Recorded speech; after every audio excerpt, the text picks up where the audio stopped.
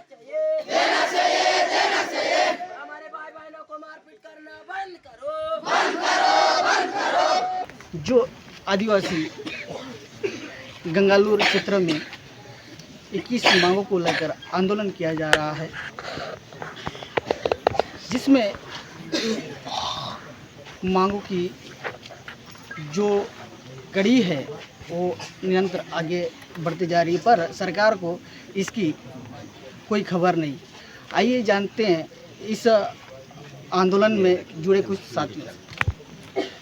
गंगालूर जो बीजापुर का एक हिस्सा है, जहाँ 3 महीने से जो चला आ रहा आंदोलन, आज उस महिला से हम बात करेंगे जो छत्तीसगढ़ के लिए एक वरदान, एक आदिवासियों के लिए एक वरदान के रूप में देखा गया है।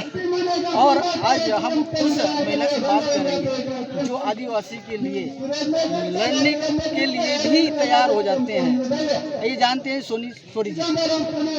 देखिए, ये आंदोलन 3 से 4 महीना लगभग हो रहा है। सबसे बड़ा आंदोलन है सिलंगेर में किस तरह से दिन दाड़े गोली चलाई गई, उसके बाद आंदोलन का रूप लिया गया और वो आंदोलन आज भी वो चल ही रहा है।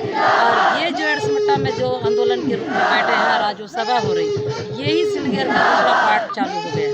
और इस तरह से ये आदिवासी जो मेरे भाई बहन हैं अपने अधिकार को लेने के लिए एक आंदोलन का रूप बना लिए हैं, ताकि हम अपने हक और अधिकार को कैसे लें, क्योंकि इन आदिवासी को मतलब जंगलों से मैदानों में निकालने नहीं दिया जाता।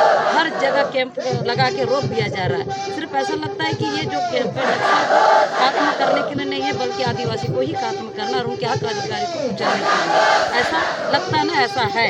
इसलिए ये जो जनता है, ये जो बस्तर के हमारे भाई बहन है जो बीजापुर जिले में दो आंदोलन चल रही है, तो यही वजह है कि आंदोलन के जरिए से अपना अधिकार हम लेके आए।